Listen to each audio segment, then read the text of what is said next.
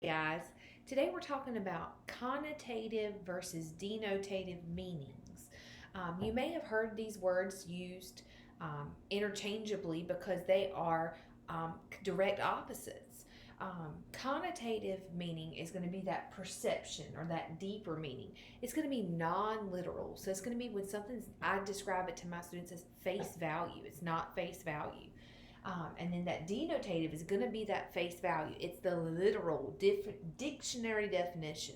And I like to remind kids to remember that with denotative, D for dictionary. So something that is face value, that it literally means what you said. If you tell someone when they're about to be in a play, you say, break a leg, then you don't literally mean for them to fall and break a leg. That would be terrible. You mean connotatively speaking, do your best, do a great job, good luck, right? So that's one way of thinking about connotative meanings. Um, I want to talk about positive, negative, and neutral meanings in connotation because sometimes things just have a positive connotation. They just sound better. They just have a happier or more positive connotation, whereas some things have a very negative connotation, even though it may mean the same thing. In the dictionary definition, it may mean the same thing. It has a positive or negative connotation, and that's what we're going to talk about here for just a second. Somebody could be described as a go-getter. That's positive. Someone is described as being a go-getter. You think, hey, that's a good thing. But then it might be meaning the same thing to say they are a overachiever, but that has a much different, much negative, more negative connotation. Whereas if you just said they're ambitious, that would mean neutral. That means not positive or negative. It's just kind of in between. And another example is positive connotation would be youthful. If someone said he's youthful, that's positive. If someone said he's childish, that's very much negative. How about if they said lively? That's just kind of not positive, not negative, not either way, right? All right, let's do an example. Let's let you try. So if I give you the neutral connotation, the neutral thin, that doesn't really have a positive or a negative, I want you to pause the video and take just a minute and try to come up with a positive word for thin and a negative word for thin. So go ahead and pause right now and then catch back up with me after you have tried. Okay, we should be back and have an example of a positive and a negative connotative words for thin. All right, what did you come up with for positive? If it's something that also means thin, but when you think about it is a very good thing, then it works.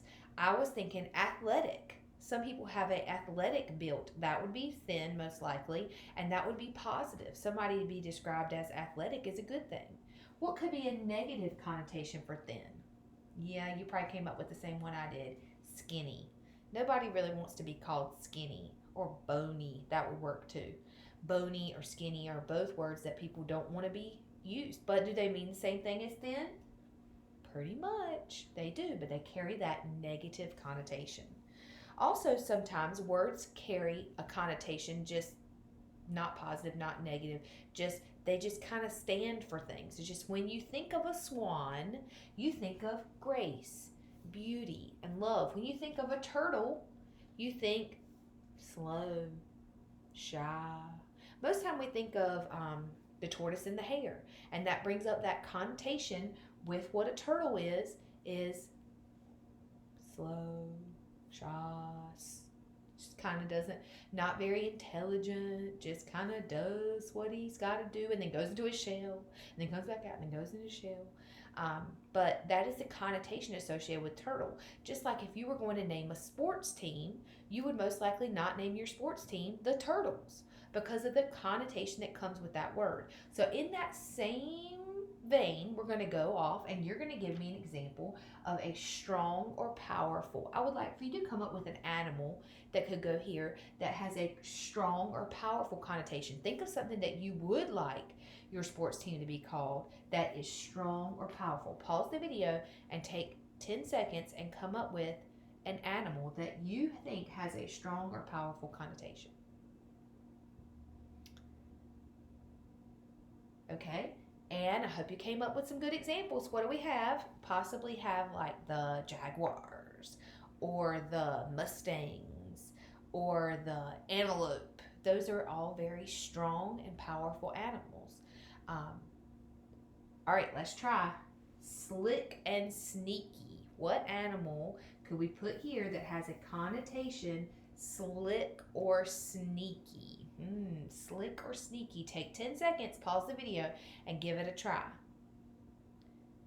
So, what examples might you come up with that are for an animal that might be slick or sneaky? What did you think of? I was thinking like the hyenas in Lion King. They are very slick and sneaky. I was also thinking maybe a snake. A snake is very slick and sneaky. Sometimes they're not even there. So any animal that camouflages would have that connotation of being sneaky, right? So if you came up with any animal that when you name that animal, it comes to mind that they're sneaky, then that's perfect. That's exactly what we're talking about. That connotation, that non-literal, deeper meaning that comes to mind when we think about those animals. If you have any questions about connotative or denotative meanings, you can email your teacher, and I hope you have a great day.